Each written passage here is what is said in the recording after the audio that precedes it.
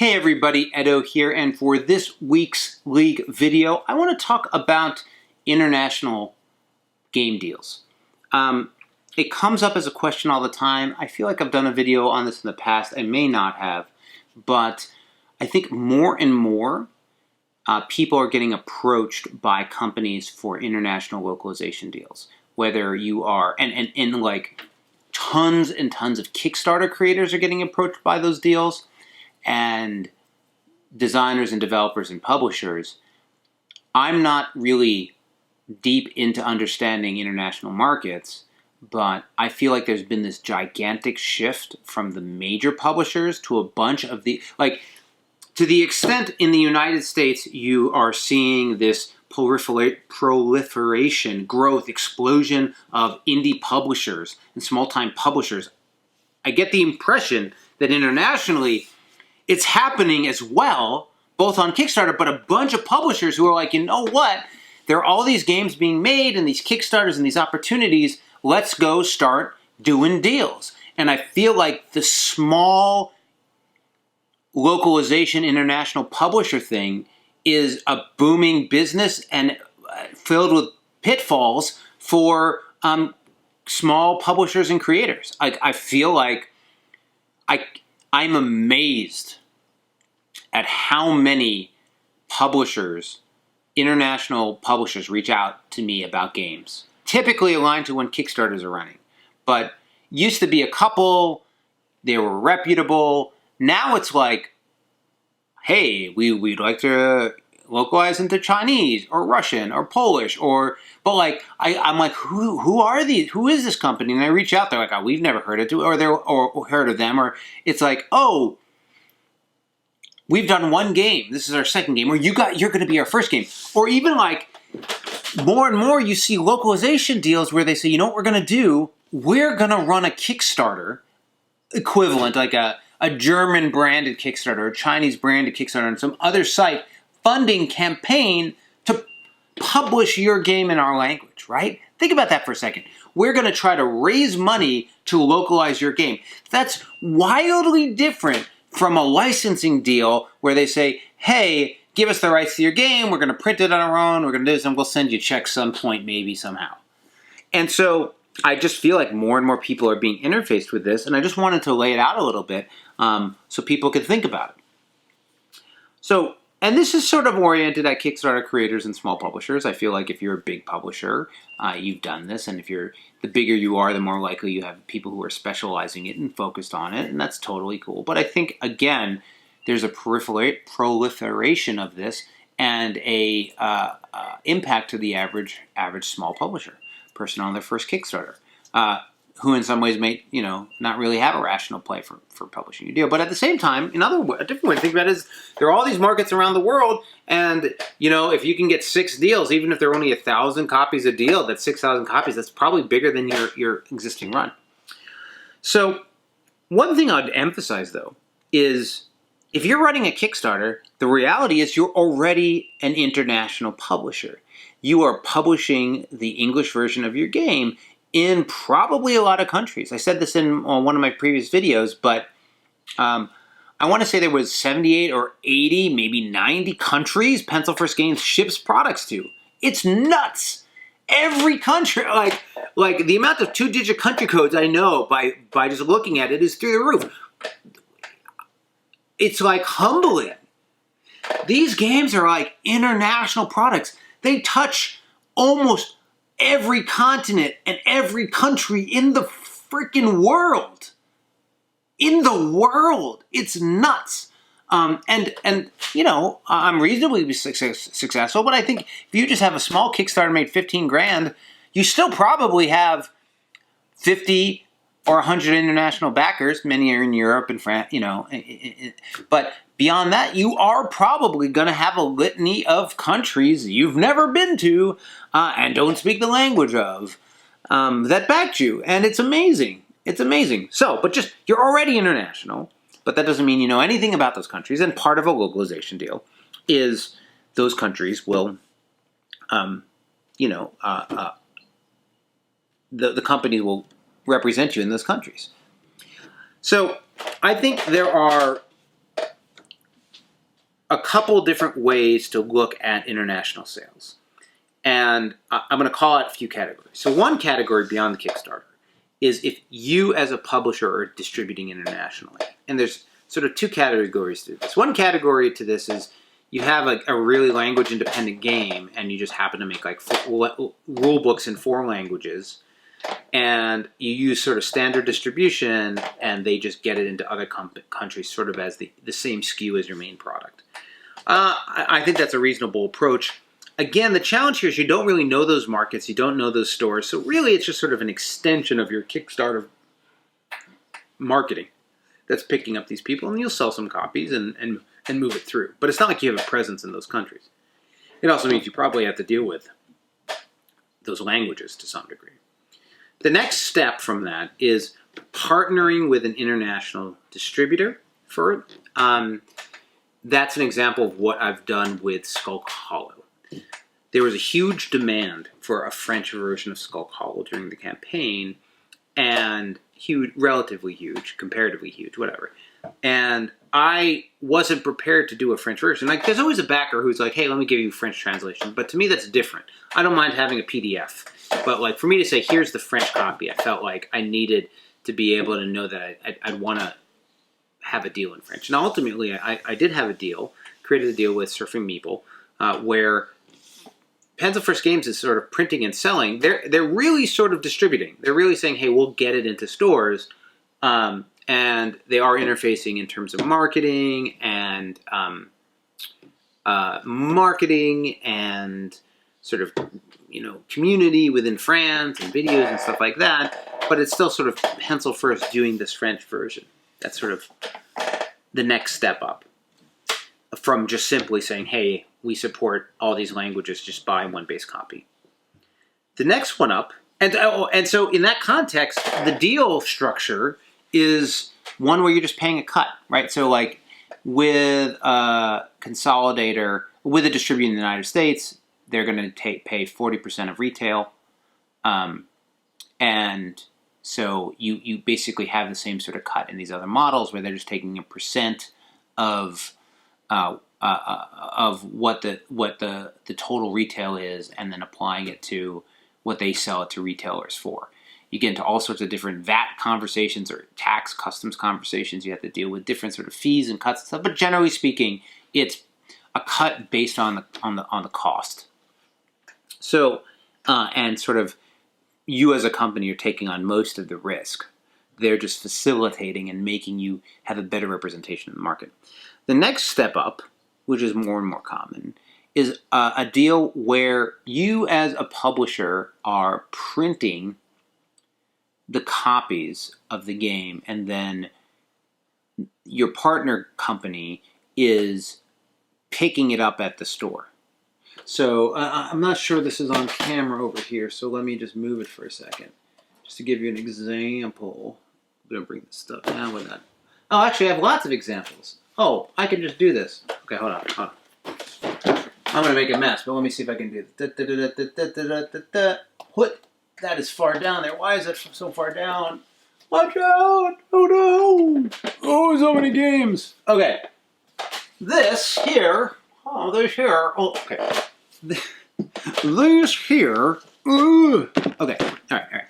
This is the English version of Skulk Hollow. Cool, right? Amazing. Thrilled with this game. This is the French version. On the cover, we decided not to localize the name, but if you look down here, or on the back of the box, that's all in French, right? So this is the example I just gave where, and that's the French version too, where we are working with a distributor, right? So the next set is this. Pencil First Games printed all of these, but you'll notice this is English, Korean, Chinese, Spanish, and this is English, but this is herbaceous. In this case, I had a deal where we printed the game, and then this company paid for it to be shipped to them, and then took care of everything.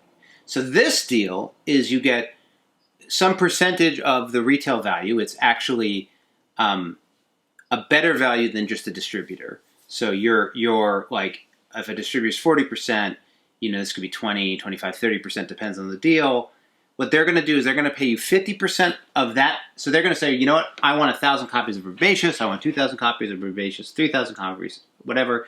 You'll talk about what the retail value is. You'll come up with a cost per unit for the 1,000. And then what they'll do is they'll pay you 50% of that value on contract signing. And then 50% when you say it's ready for pickup. At that point, that company is then picks it up. They will go to the to whether it's China or wherever you're printing, they will pay for that shipment to go to their warehouse or whatever. And essentially, what's happening there is they are selling. What's glorious from my perspective, and I'll talk about why I don't like the third case, which I've done. But from what happens there is they have paid you all of your money. You've agreed to a price per box. They paid you 50% when you signed the deal, and they cover they do the localization for you typically, and then 50% to get the games from you. At that point, you're done. It's as if you had a royalty deal with your designer, and instead of dealing with paperwork, you're like, you know what? The royalty deal is X. We printed 1,000 copies. Here's your money. I know it's when we sell it, but I'm not going to worry about it. I just want here's your money. Don't worry about it. And so, for me, it's easily one of my preferred approaches because I don't have to worry about it. I don't have to hound people. I get my money. They get their games. Hopefully, it's successful. Hopefully, it leads to more deals and other products. But sometimes it's not. I have, once I sold into the Korean version, I haven't heard much from those guys. I don't know what happened. They did a small order. Maybe it went well. Maybe it didn't. I'll talk about the partnership piece in a little bit. So let me give you the third case. So the third case, here's two examples of the third case. Both of these games, this one here and this one here, are herbaceous. And both of these deals, this one is with Grana in Poland, and this one is with Matago in France. In these cases, these deals are more true traditional licensing deals. Hey, we want to print your game. We're going to print it in our factory. We're going to put it in our box size. We're going to make it to how we think it should be made. In some cases, like in Grana, they were willing to leave the Pencil First Games watermark on the front of the box. For this one, for Matago, I don't even think Pencil First is on the back of the box. It's in the rules, but they didn't do that. They in different cases they handle the box differently. They handle the rules differently. It's really their production. And what they'll say is, we're going to give you a advancement on your royalties, and we're going to say, hey, we're going to give you $1,000 up front, and then from that $1,000, we're just going to start with 1,000, and then we'll pay you on some terms. So here's the crazy thing with these deals. One, you have to deal with the fact that somebody else is reimagining what your game is. They might not put credit there the way you like. They might not do a cover or visualization you like. They might print the cards differently. They may do low quality printing. You don't really have any control on any of that. You might have the ability to be like, I get the right to a review, but even there, it's really tough. So you're, in essence, just saying, hey, and again, I'm sure there are tighter contracts where people are more. I'm sure other companies with more credentials can force it. But on the small term, they're just going to be like, yeah, here's our boilerplate contract. Yeah, we'll deal with you a little bit, but basically just do what we say. And that doesn't mean they do bad jobs. It doesn't mean the products aren't well. But the other thing that's going to happen is they're going to say, here's your $1,000, $2,000, whatever our advance is. It's in some ways it's like a designer, but they'll be like, and you know what? Guess what? We do reporting once a year. And we do reporting once a year, and you have to invoice us. And or we don't send you your money. That isn't true for everyone, but it's sort of true for many of them. They expect invoices, and they expect you to ask them for your money. And case of Grana, first year, They sort of sent me the, I reached out, they told me how much, I invoiced them and got it. Second year, I had to harass them for months to get to where I needed to do. Back and forth. It would, just took forever escalating. This person's out of the town, out of the country. Like, you're beholden to their accounting and their process for getting payment. And, like, you're one of many. And so I have found, albeit, again, in the French version and actually the one that Grana did, they used smaller prints of the cards, and I really liked the smaller prints of the cards actually for Herbaceous, and it inspired me to think about. I'm thinking about Herbaceous Mini with this. Like I would even go smaller. Here, secret hidden moment. I'm experimenting with sizes. This is unrelated to international deals, other than I'm saying it's relevant. But wait. I'm seeing like what it would be like to have really small Herbaceous cards. Ooh, look at that biscuit. I'm experimenting. But it was because I was like, oh, there could be something fun with different card sizes. Well, what could that mean? What could I do with that? So that's been inspiring. Also, in the Grana package, they made little reference cards for the herbs. Just as a thing, a little thing to add to make it unique. Which I mean, I'm not trying to just talk about these games, but they did these nice little cards that is like, here, look at lavender, and here's some facts about lavender. This inspired the work in Herbaceous Sprouts, where I had cards that did similar things. So, it's not like it's all negative, but I will say, between having to hound somebody for payment and having all the money up front, I lean towards having all the money up front. Now, the other advantage to that deal like this is that you are going to be able to print more copies, so your cost will go down. For the 100 Tori, I was able to secure English, Spanish, French, and potentially Japanese, and so that's a lot to do on your first print run. That's really cool. I think so. The long and the short of it is Kickstarters are already international. There is an approach where you can sort of go on your own to go into new markets. You might want to just do a multi-language game. But if you're not, you do want to have a partner. You do want to recognize that you don't necessarily understand different markets, right? Like, I don't know really what is good in France or what is a good approach in Poland, that kind of thing. There is the type of deal where you print and then they pay you 50% on contract, 50% on delivery or on pickup. That is my preferred approach these days.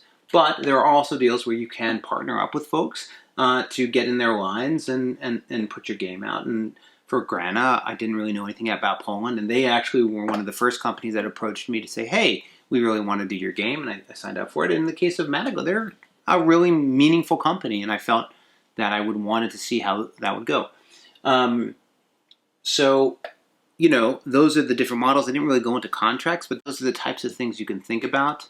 I know people who prefer the licensing ones because they're like, look, they pay me the money up front and I don't worry about it. Or I've hired somebody to go run down the money. Yeah, that might work for you too. For me, this has sort of been the model that makes the most sense.